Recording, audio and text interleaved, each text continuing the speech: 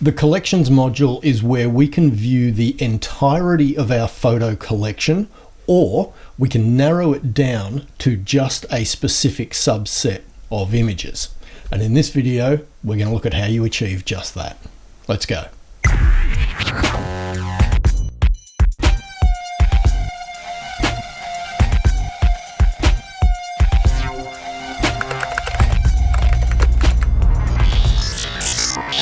Hi, and welcome to episode 162 of Understanding Darktable. Like I said in the intro, the collections module is where we can filter down our entire photo collection so we just see a specific subset of images. Before we get into that, let's have a look at the preferences. So click on the hamburger and go to preferences. And there's only 5 preferences to cover here. The first one, do not set the uncategorized entry for tags. I will confess, I've not been able to work out what that's all about. So I'm going to move on. Tags case sensitivity simply means if you leave it on the default, which is insensitive, if you have entered a tag into the library that is capitalized, you can search without using the capital and it will still return a positive result. Where if you set that to sensitive, you will have to enter your search query with the same case formatting as the entry had at the time you created it. I'm going to leave it on insensitive. Number of collections to be stored defaults to 10. That refers to the number of collections that will appear on the history button, and we'll get to that later in this video.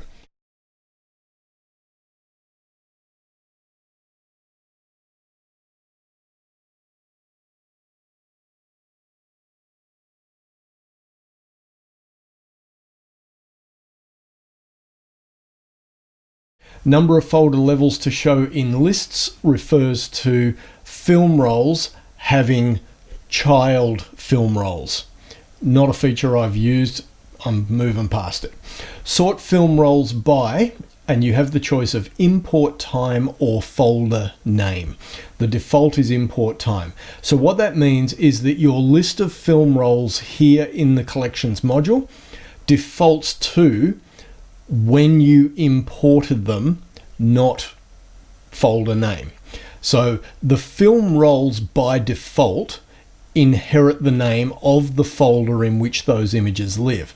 So if I was to go and say I want to add to my library some images from 2023 because I've not got everything imported at the moment, we'll click on add.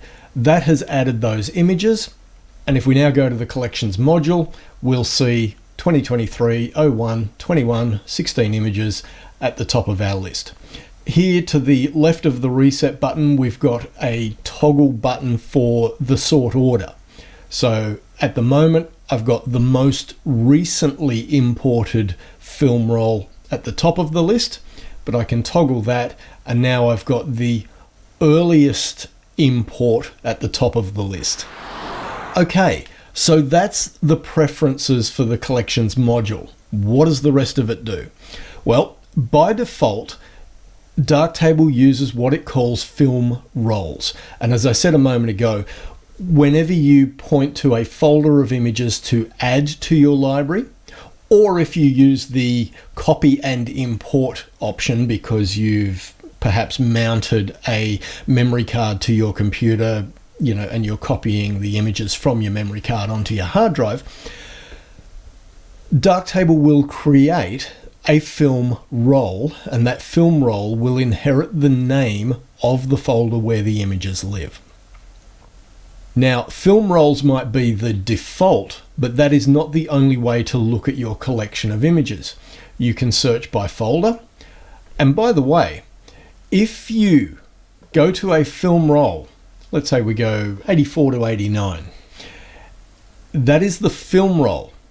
But if you Control Shift click on this film roll, that will take us to the actual folder. And you can see now we've changed to folder view. And if you are in folder view, you can do exactly the same keyboard shortcut, Control Shift and click, and that will return you to the film roll list. Now, when we are in folder view, I can go to folder, and if I was to double click on 2025, that will show me all the images that I've shot in 2025, and a large collection of those over the Tasmanian road trip. But you'll notice that we can also arrow down to see individual folders underneath the 2025 folder. Now, I don't have any images that live just in the 2025 folder. And if I was to shift click on 2025, I would see nothing.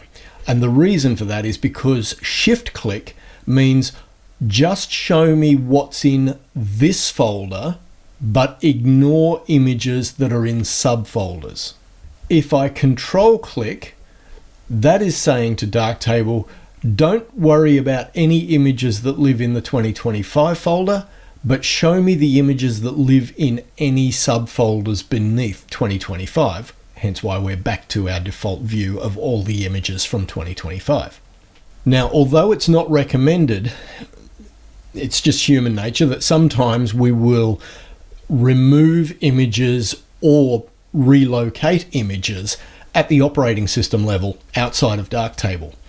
And when you do that, the next time you fire up Darktable and you try and edit those images, Darktable's going to go, I don't know where they went.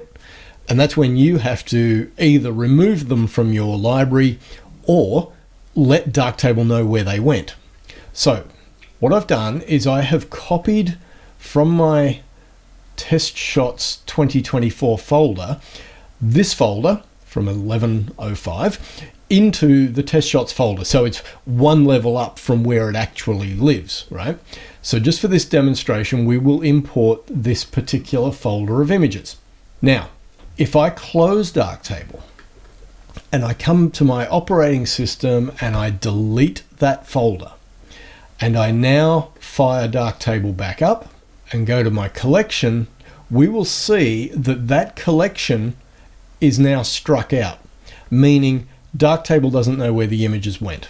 And if I try to edit one, I get image blah blah blah is currently unavailable.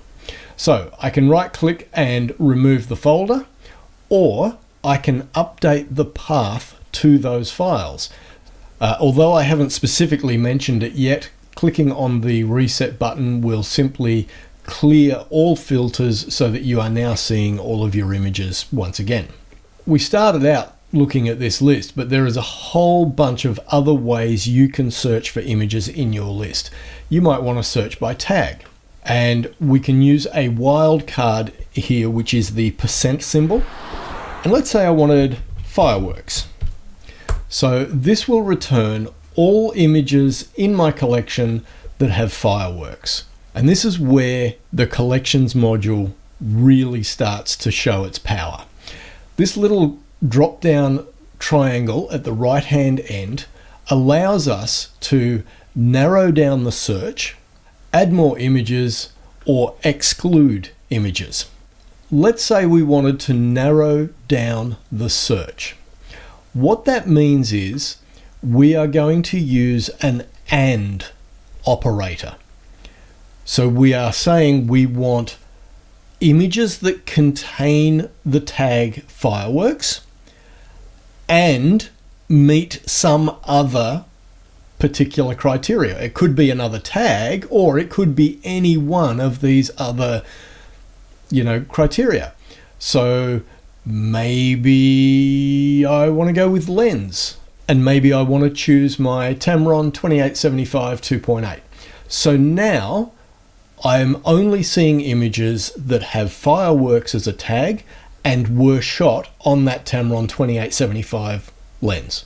We can clear that rule and we can go to add more images. This becomes an OR operation, meaning I want images that have the word fireworks, or I want, let's just pick something random like another tag, sunset. I may not have anything. Oh yeah, there we go. So now I've got images that are tagged with fireworks, or I've got images that are tagged with sunset. Let's clear that rule. That takes us back to just seeing our fireworks. And finally, we have the exclude option.